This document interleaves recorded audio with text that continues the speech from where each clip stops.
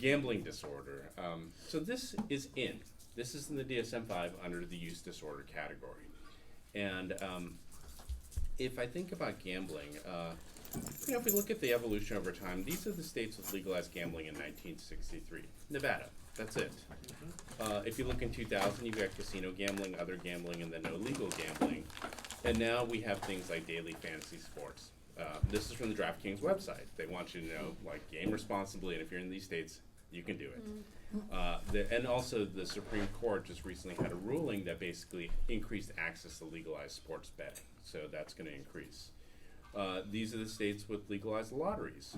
So the lottery system in which you either scratchers, pick the numbers, or something like that. Interestingly, Nevada doesn't have a lottery. And I will be in Las Vegas as of this Saturday and Sunday, and I'll tell you whether see if I can color that state in or not. Now, what I will say is that our canteen has, and Q and Joan have been here long enough to know in the canteen that they used to sell scratchers. And it was horrible because I would see people who could not afford it, frankly, EMS workers lining up out the door on payday and Friday to buy their scratchers. Also patients. Our canteen used to sell tobacco tax-free, and I think it was it Diana Nickel when she came here that she basically stopped that practice, and eventually they pulled the lottery out of there too. But suffice it to say, gambling, I'll talk about the definition, some of the epidemiology, assessment, and treatment.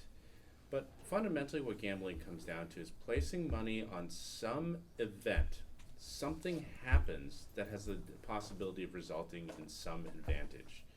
And that event could be any of many things, but it has to be a discrete event. A roll of the dice, a flip of the card. Have many of you ever heard of the numbers game? So the numbers game, yeah, some of you may have heard of it. So the numbers game essentially was like a lottery system often done amongst urban African Americans. And what the numbers that they would choose were the last four numbers of the stock ticker of that day. That would be the agreed to number. And there's a recent book about this woman who grew up in a family basically running a numbers game and talked about it was really interesting because you think of this as gambling, this is bad, but what she talked about is I think it was I think if I recall correctly, it was inner city Baltimore and actually produced community. There was money was moving around, the money stayed within the local economy. It wasn't just gambling, it was sort of a social thing to do amongst many people, and obviously there were people who had problems with it, but suffice to say numbers games still very much exist.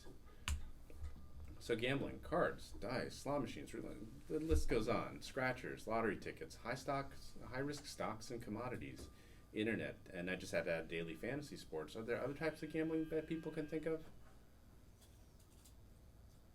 Whether you can get a seat on barter or not, I think. Horse racing, yes, that is one, that very common one. Cryptocurrency. Cryptocurrency.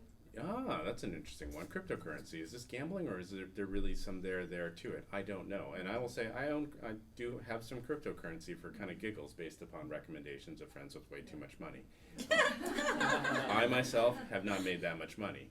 When the physicians and the attorneys show up to any type of investment enterprise, that's when you get the hell out.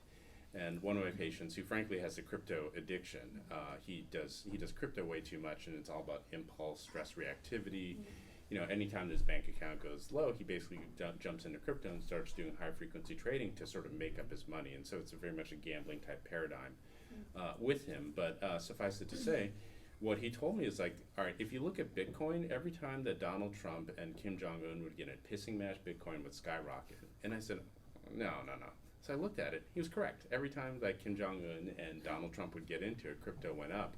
And when they finally got together and shook hands, crypto crashed, or at least Bitcoin in particular. Now there's many different types of cryptocurrencies out there. But I think when it comes to cryptocurrency, this is going to turn into something. What that something is, I don't know. I'm not sure. So how do you screen for this? So one of the things that I said to you earlier in the beginning. I'll just say that people gamble on anything where the outcome is chance, right? So yeah. The name of a royal baby, yeah. Awards outcomes, right. Anything, So. Yeah, and the Brits do it better than most. Yeah, they do it a lot. Yeah, the Brits, Ladbrokes is sort of like the house in which they do a lot of gambling. And how they put the odds on it, I have no clue. Now they have all the odds makers. I have no clue, but occasionally when strange things happen, particularly in college sports, NCAA, it's people, Las Vegas can take a bath, let's put it that way. Now, How many of you have heard of the South Oaks gambling screen? One, couple. So this is a gambling screen, but I see it as more of a diagnostic tool. It really kind of covers the whole waterfront. I talk about types of gambling: largest amount gambled, family history, chasing losses, lying, self-report of a problem, and control, compulsion, and consequences. All of this is in the South Oaks gambling screen. That is no longer a screen, that is an assessment. So the South Oaks is still very good. I will argue that it is still a very good gambling screen, but I think there's a better screen, LieBet. And so, for example, when it comes to problematic drinking, the best question to ask is, how many times as a male have you had 6 or more drinks on a single drinking occasion in the last year? If the answer is 1, then the risk of problem drinking or an alcohol use disorder rises exponentially. For women, the answer is 5 or more. Now, if you sort of get to that point, then that increases the likelihood of establishing some type of a problem. Well, I like LieBet for that reason. Have you ever had to lie to people how much, lied to people important to you, how much have you gambled? Yes. Or have you ever felt the need to bet more and more money to basically chase your losses? If the answer to the screening question is yes to them, then you should probably undergo a full assessment. Whereas if the answer is no, no. Now, with a gambling disorder, this is a DSM-5, and it doesn't map perfectly onto the DSM-5 use disorder criteria. So there's a couple of modifications in here. So, for example, is preoccupied with gambling. Think of this as the compulsive side, either reliving past gambling experiences, handicapping, planning the next venture. Needs to gamble with increasing amounts of money in order to achieve the desired excitement tolerance. There's loss of control, withdrawal, relief, which isn't, I guess relief in the use disorder category would be attenuation of withdrawal. There's compulsive use, losing money often returns the next day to get even. Consequences. So family members lost stuff, relies on others to provide money. Either they steal it or they take it from others. And of course, it's better not accounted for by a manic episode, because people who gamble during manic episodes could be just plainly manic. Now, there's specifiers. Is this episodic or is this persistent? And the episodic story could be that when they go to the casinos or when they have access, versus the persistent, they're always on their phone, they're always betting on something. There's early remission, which mirrors the use disorder, 3 to 12 months, and there's sustained remission more than 12 months. And severity, everything kind of scales up by 2 points. So mild is 4 to 5 criteria, moderate is 6 to 7, severe is 8 to 9, and remember, there's only 9 criteria here. So severe is the rare case, but that sort of gets everything under the sun. Now, the historical definition was there were problem gamblers and then there was pathological gamblers. And as far as a crosswalk from problem into pathological versus a gambling disorder, I'm less clear about that. I don't know which one maps onto it. Whereas the old DSM-4 abuse would be considered a mild use disorder versus dependence would be at the moderate to severe, at least according to the ICD-10. That's the crosswalks that they talk about. So I didn't look up the crosswalks for gambling disorder and sort of historical pathological versus problem versus pathological gambling. And so a lot of the terms that I'll show you are kind of older terms, because this has only been around since 2013 and the research has been gathering. But an older study that looked at the general prevalence, and this is 1999. Yeah, you had the internet then, but you didn't have what you got now. So I have to wonder if it's increasing.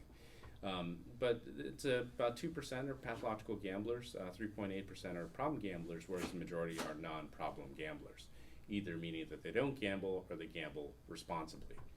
Now, I play the lottery. I like blackjack, and I don't play the lottery every time. I basically play the lottery when the likelihood of every dollar that I spend is going to be exceeded by the payout. Now, is that the right strategy? I don't think so. But until any lottery goes above 400, I actually think it's $600 million, because that's the likelihood of winning, I don't play until it hits said point, at which point I do play and enjoy it. And frankly, when it comes to lottery, my experience with lottery is it's kind of fun to have the ticket and have a dream. What if the chances, those type of things, but the reality is I don't do it as a matter of routine. When I go gamble in Las Vegas, as I mentioned, I'll be there on Saturday and Sunday, I play blackjack. And the reason I play blackjack is that blackjack is a card where you're basically trying to hit 21. Well, it's the only card game out there where there's a perfect strategy, and for every time that I put $1 out, I'm going to get 99.5 cents back, statistically speaking. Now, when it comes to gambling, one of the fundamental One of the things that they work in with all gambling therapies is the idea of independence. And so the favorite experiments, let's flip a coin, let's flip a coin, flip a coin, flip a coin, flip a coin. And you may come up, there was this interesting experiment where they said heads and tails. Basically they had somebody flip a coin, heads and tails, and they both basically wrote up the heads and tails in sequence. And they had another group try to malinger the heads or tails. And the professor had them write it up on the board, and it came in and instantly said, this is the one where they actually flipped a coin, and this is the one where they faked it. Why is that? Well, when they faked it, they said, okay, we have to have a certain number of heads, a certain number of tails. That isn't the rule. Every time you flip a coin, it could be heads or tails. And with a 50-50 outcome, you're going to get runs of heads, heads, heads, heads, heads, heads, heads, statistically speaking. And so when he looked at it, he looked for the one with the fewest patterns and quickly said, okay, the one that had the biggest run in it was the one where somebody actually flipped a coin. Mm-hmm. And so often what you're trying to teach people who have problems with gambling is that it doesn't matter. You think you can sort of beat the odds in some ways, but the odds have been calculated such that you're going to do no better than chance when it comes to this. And when it comes to casino gaming, you're going to do worse than chance. Every time you put $1 out there, you're statistically losing money. And the problem is the bank always has more money than you do. Because if you keep doubling and also they have clever little tricks in there to keep you from sort of beating the system, because they put limits on the games, meaning that there's a limit as to how much you can play. Now, one form that is not actually gambling is, I would argue in some ways is not gambling, is advanced poker. How many of you ever watched the World Series of Poker? It's kind of fun, really popular in 2007. And I had a roommate who was not a patient of mine, but he had substance problems, primarily cocaine. He was a stockbroker, basically winning a lot of money. He would drive from LA to Vegas, play poker, and then he would win a lot of money, get bored, and then go play blackjack and then lose it all. And what was interesting is this is when World Series of Poker was starting to become popular, and he was calling the odds. Like they sort of say like king, king, ace, jack, ace, king, offsuit, or suited, or something like that. He would start calling out the number just like that. Because when it comes to poker, there's only a certain number of hands that can come up against a discrete amount. That's where a lot of the psychology comes into play. Now, if you don't know how to play poker, it's gambling. You're going to get taken because you're at a strong disadvantage. Whereas if you really know poker, you're all playing with the similar information. You know what the likelihood of certain cards are coming up. Now, when it comes to substance use disorders, there is a different prevalence, so in controls, low likelihood of pathological or problem gambling. But when it comes to people with substance use disorders, there's a very high prevalence, and probably the highest is heroin or cocaine. So when we think about people with substance use disorders, it's worth our time to ask about gambling activity because the likelihood of getting a hit of either problem or pathological gambling is very high. So 50% of people who use heroin have a pathological or problem gambling? Yeah. Wow, okay. I understand why that would be true about cocaine. What do you think is going on with the heroin users? This is a study from 1997, and this probably has to do with the lifestyle associated around heroin at the time. This is much more of an urban problem than, say, it's hit the, it would be interesting to see this number reproduced nowadays to see if that's indeed the case. But a lot of it has to do with, sort of, frankly, inner city street life and what they would do on the side, playing dice, dominoes, those type of things. So I think that it'd be interesting to see this reproduced, but to me it's compelling enough that if somebody's got a substance use disorder, I'm going to ask some questions about, hey, have you ever lied how much? Do you gamble? Yes.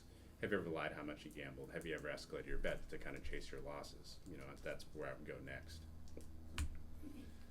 Now, gambling in older adults recruited from senior centers in Connecticut. Anybody know where that is? Oh, come on. Anybody from the Northeast? No? Mohegan Sun?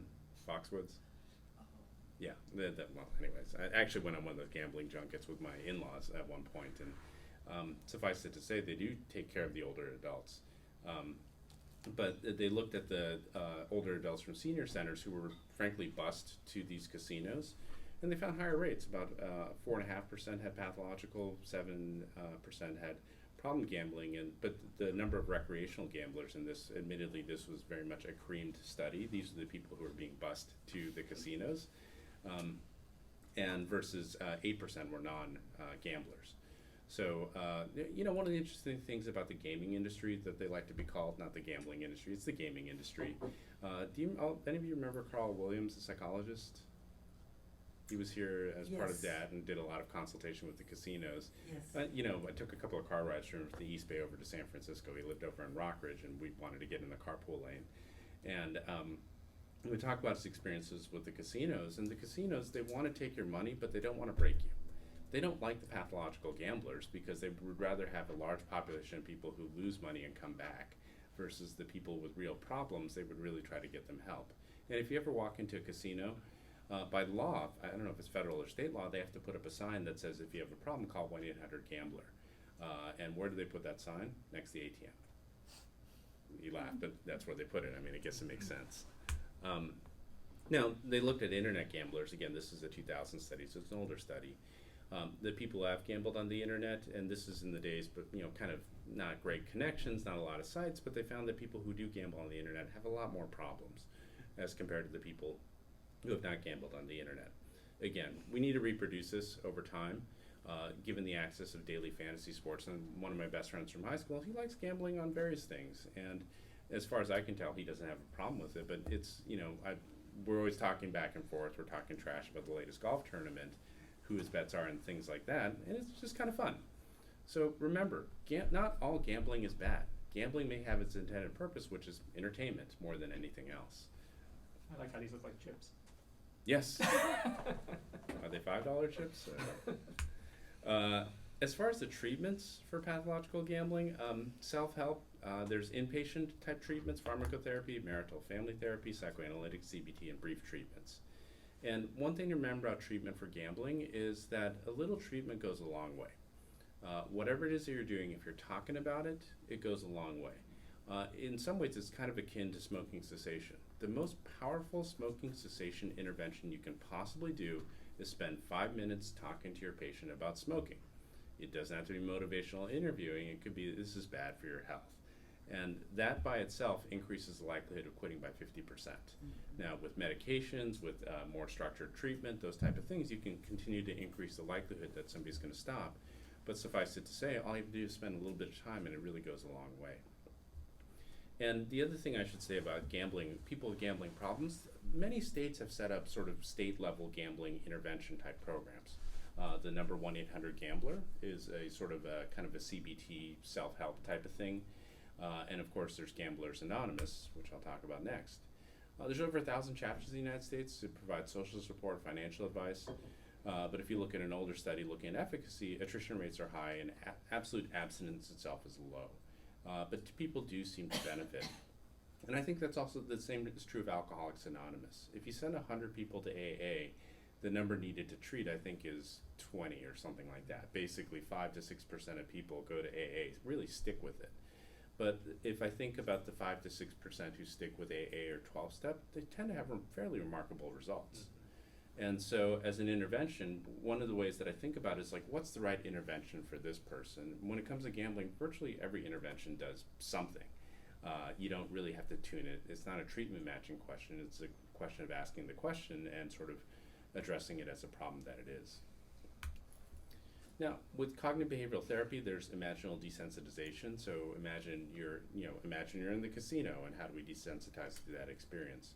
Cognitive restructuring, problem skills training, basic competency around sort of life skills, and then frank relapse prevention are all things that you can do. Now, what happens when people get into treatment? Well, it works. It really seems to make a difference. If we look at the days gambled and the dollars gambled, so somebody's given a Gamblers Anonymous referral. Just a referral doesn't mean they went. They gamble less. You give them a workbook to work on. About the same as referral, reduces the likelihood of gambling. Versus you give them actual therapy, that separates out. It's different, it's better, but it's not that much better. So the short of it is that any type of intervention that you can do, even brief intervention, goes a long way towards people with problems with gambling. Now, when it comes to the medications, There's a lot of different medications out there, and the one that we go to all the time, so there's antidepressants, atypicals, mood stabilizers, and there's frankly mixed results. Often, and the thing that you look at with these studies is the open labels seem to be effective versus the closed, doing a blind, not great. But clinically, we do open label trials all the time.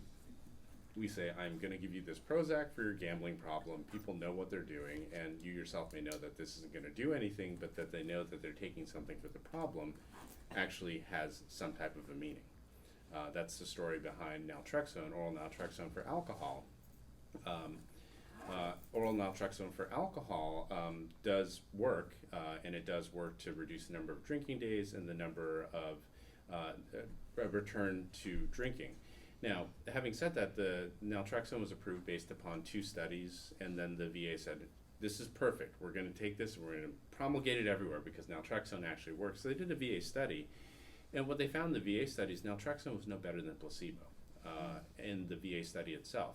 And what they found that was predictive of reduced alcohol use or abstinence was how often they opened the pill bottle, because they had this monitor to see how often they opened the pill bottle, and whether it's placebo or naltrexone, it made no difference, which kind of killed naltrexone in a lot of minds. And they did a secondary analysis of the genetic types, and they found there was a genetic predictor of increased responsiveness to naltrexone. So part of the story with naltrexone is, okay, I give you the medication, but I check with the pharmacy, are they actually refilling the medication, or are they just saying that they're taking it?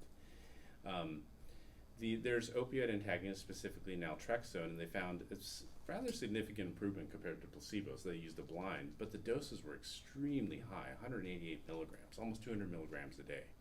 And 200 milligrams a day of naltrexone for generally well tolerated. You'll get some upset stomach, some diarrhea in the beginning, maybe some cognitive fuzziness. You certainly have to watch the liver function test at those doses, but suffice it to say, that magnitude of improvement made me think that naltrexone is worth it, but I gotta give them a lot of naltrexone. And the good news is naltrexone is generic and relatively inexpensive because no insurance is gonna cover naltrexone up to 200 milligrams a day. There's glutamatergic modulation with N-acetylcysteine. This is the over-the-counter medication. And what they also found significant improvements, 83% versus 29% placebo, but it was also high-dose N-acetylcysteine. But the good news about N-acetylcysteine is you can buy it cheap from Amazon. It's pennies a day to take that amount of medication. Oops. Now, for people who are seeking treatment, or the lack thereof, very few people actually seek treatment. Mostly because, I think in large part because we're not screening the population, we're not asking them. And we find is that when they go into treatment, the treatments really do kind of work. They are effective, even minimal treatments like, hey, here's a book about, go to Gamblers Anonymous.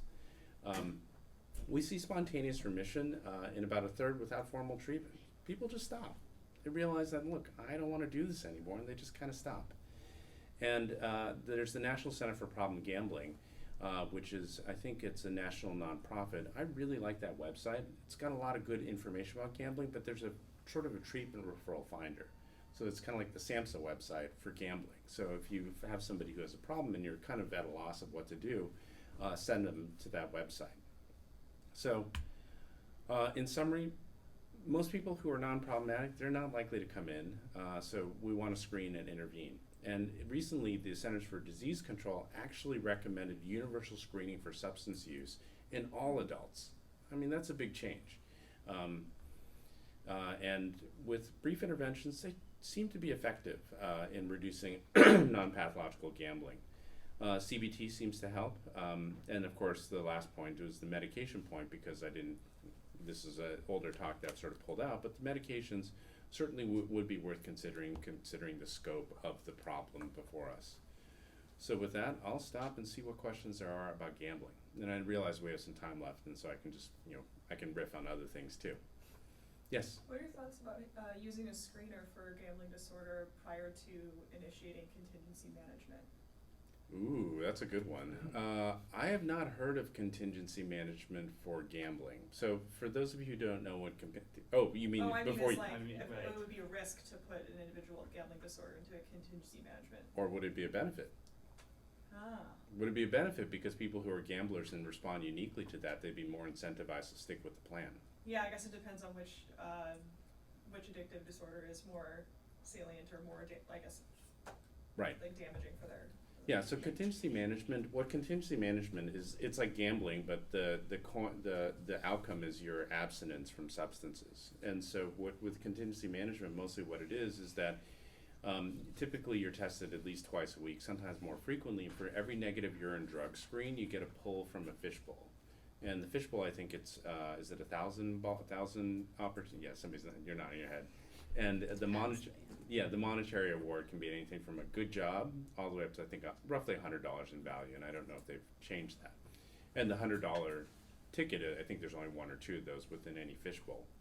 And of course, I remember when Chris Galloway rolled out contingency management, apparently two of the first 5 pulls was the big reward, so to speak. And which is statistically likely to happen. Look, it's as likely to happen as any other type of thing based upon statistics alone. But contingency management works really well for a lot of conditions. Particularly, it's been very well studied for stimulants. So for every cocaine or methamphetamine negative urine drug screen, you get an additional pull, and there's also dependence of the results. Meaning that with the second test, you get 2 pulls. The third negative test, you get 3 pulls. And essentially what it's working on is the idea of intermittent reinforcement. You don't know when you're going to get that hit, but that's enough to keep people to remain abstinent or significantly more abstinent from methamphetamine and cocaine. They've done it for cannabis. It seems to help somewhat with cannabis, not as much as stimulants. It doesn't work very well for opioids without medications in place. And they've also operationalized contingency management into a mobile app. There's a company called Dynamic Care, David and Eric Gasfrin of ASAM fame. They actually have this mobile app that is sort of very gamey if you use it. And what they do is they go around and you get a text message saying, now's the time for you to blow in the breathalyzer and give us a saliva drug screen. And what they do is they have you videotape it, and then they send it asynchronously, at which point they have a debit card which then gets some money into it, paid for in part by insurance and other part the families. And what they found is probably an overall 40% improvement over 6 months in outcomes with reduced negative drug screens, improved outcomes of health measures. And so essentially it's gambling, but with negative urine drug screens. And so the question they ask is, should we screen somebody for problem gambling before sending them into contingency management? I don't know the answer to that, because it is gambling, but the outcome that you're playing on is potentially a good outcome. So somebody who may be a problem gambler may be much more likely to do that, more likely to respond, or it could become a problem unto itself. Now, having said that, with Dynamic Care, who does employ contingency management on a technology-based platform, they can leverage that into many more things, because most of us are used to clinic contingency management. With Dynamic Care, they actually use GPS geolocation, so if you're headed towards places where you're known to use drugs, that will warn you.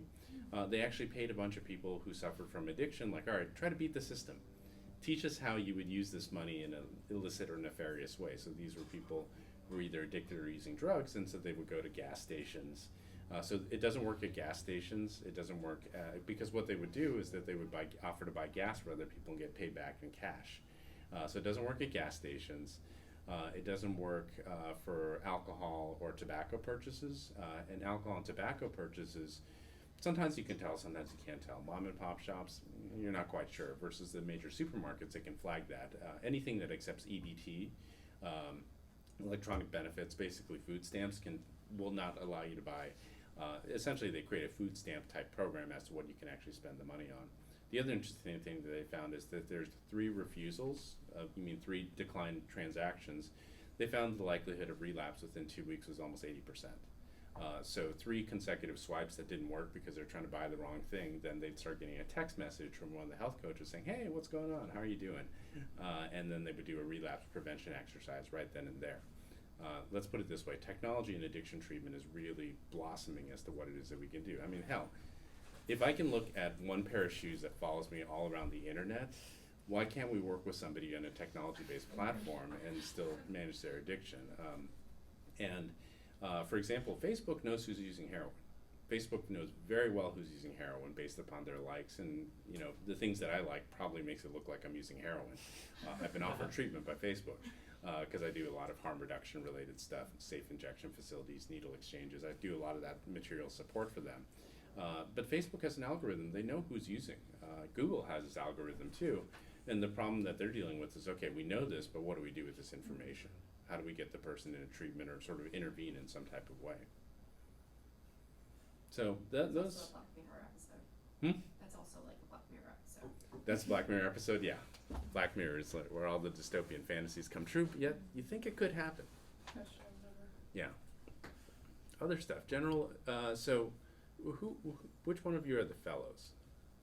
Okay, so I'll be bothering you, or the addiction psychiatry fellows. Yeah. Okay, so I'll be talking to you with some more frequency over the coming weeks, or once a month. I can't do it this month because I'll be in Ohio for a case, but in the future months. But are there other general addiction type topics or things you had questions about, whether it's about gambling, paraphilias, or something else? Because we've got a few minutes left. Yeah. Have you heard of the platform? Because when I was thinking about contingency management, I had like an extremely wealthy patient who had a really big cocaine problem that he could have given a shit about $100. Right. So the question is like, how do you get those people who need like a bigger risk or a bigger reward to actually make it worth it? And so Mike Hover told me about a program called Stick or something, where it's Tell me like, about that. Stick, 2 Ks. Yeah, Stick with 2 Ks. Mhm. Basically, you put up a certain sum of money, Mm-hmm. and then the idea is that you have to meet certain goals, and then if you don't meet that goal, then what happens is it starts to actually give money to some organization that you hate. So it could be like to like the RNC or something like that. Right. And so Or the DNC. yeah. And so and then you have to have like a coach and an end date, and like they like for like smoking cessation or something like that, like monitoring carbon monoxide levels and stuff like that. And so your coach has to verify on the other end. Yeah. I mean, I think that's the future of things, is finding out where the incentive is. I mean, this is economics 101. What do you care about? Why do you care about it? And what makes you, what would change your behavior? And if I think about sort of the disease of addiction, the problem is when you're caught in addiction is you can't see any other alternative. And and I could go on about the neurobiology of addiction, but essentially the substances then serve a role to help you feel normal. Now, how do you find that normal in other ways? The incentives work. One of the things we know about treatment is that treatment does not have to be voluntary to be effective. If you look at the success rates of court-ordered treatment versus quote-unquote voluntary treatment, they both work. And I think with that stick piece of things for the well-heeled and sort of have plenty of money, the incentive is, the principle here is negative reinforcement. So negative reinforcement meaning that if you don't do something bad's not going to happen. The NRA is not going to get my money, or the DNC, or citizens, what have you. So it's just finding the incentive for the people with plenty of money. And one of the things you'll find is as you have, you work in this area which has Silicon Valley and people with more money than sense, the same fundamental principles apply. There are certain things that people care about, there are certain things that they connect with. And I would argue the strength as an addiction provider is 2 things. On the x-axis is time, on the y-axis is the strength of the therapeutic relationship. So you can have a really good therapeutic relationship, but if you don't have much time, you don't have much area under the curve. If you have a poor relationship, it can go on for a really long time. We're not very powerful. And so I would say that the thing that is unitary is the desire for connection and an alternative. And you as the therapist, psychiatrist, psychologist, whatever your title is, your job is to connect with somebody and try to make it seem worth it in some ways. That you would take this risk from the devil that you know for the devil that you don't know. But I like that idea. I mean, it's just like and only in Silicon Valley do we come with this idea. It's like, okay, your problem is you got too much money. What do you do with this? Now, there was a student who said that his father, he comes from a family of accountants, and he said that, well, all of his treatment is going to be income-based, meaning that some of us charge certain fees for our treatment, and for those people with way too much money, it doesn't mean anything to blow off a session. And so he says, okay, if that's the case, then what we're going to do is we're going to lever the price of treatment to your tax return. And so the cost is going to be X amount, and it's going to be a lot more for you, but that's what's going to take for you to get you to really care about this, that a no-show will actually hurt in some meaningful way.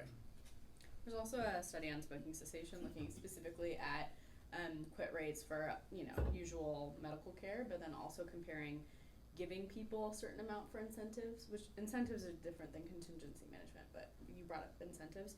So the efficacy of just getting more incentives as you went along in the program did better than just regular medical treatment alone, but it didn't do as well as what you were saying, which is giving somebody a pot of money in the beginning, and then every time they didn't meet the incentive, then they got less, or like some money was taken out. So the idea of just the psychological, are somebody more motivated to get more or to not lose what they already have?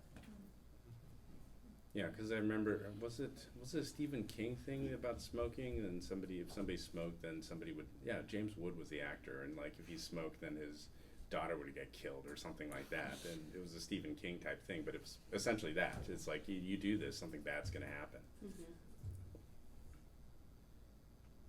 Other questions, other thoughts?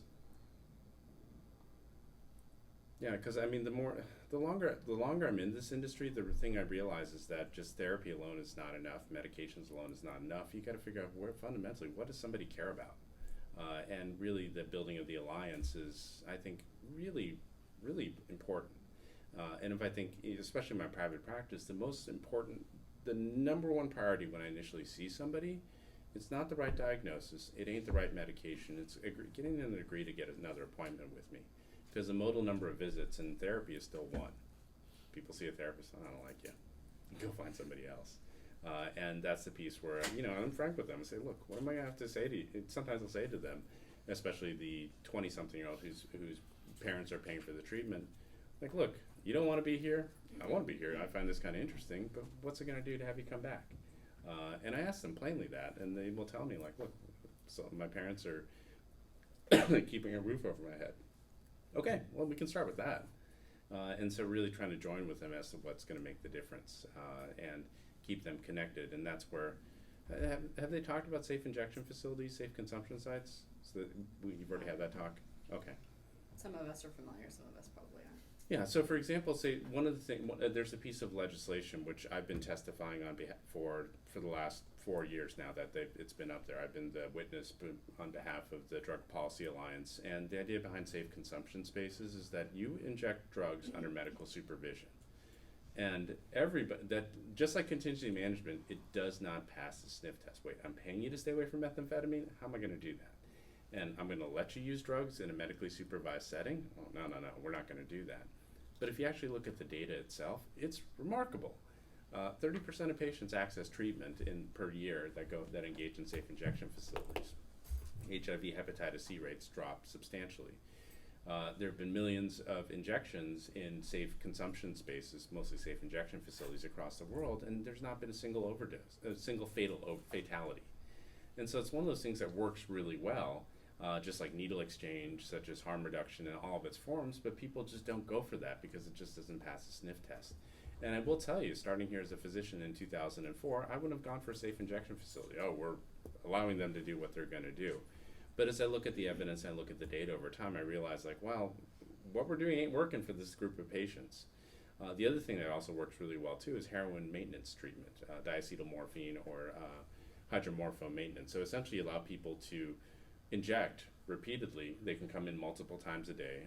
Most facilities, what they do is they'll give you either hydromorphone or basically medicinal heroin, and then you can use it under supervision, and then you can come back multiple times a day, and when it comes time for the clinic to close, they give you a little dose of methadone to carry over until the next day.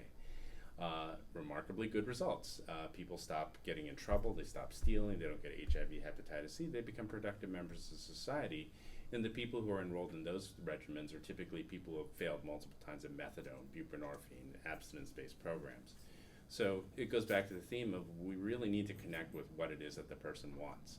What does this person care about? And the thing that I've given up a long time ago is me knowing what it is that they care about. It's kind of motivational interviewing 101, but what's important to you? What do you really care about, and how do we get that? And it may not be me who's getting you there, but at least I can see along the process. I also think that there's something incredibly important to just joining with people.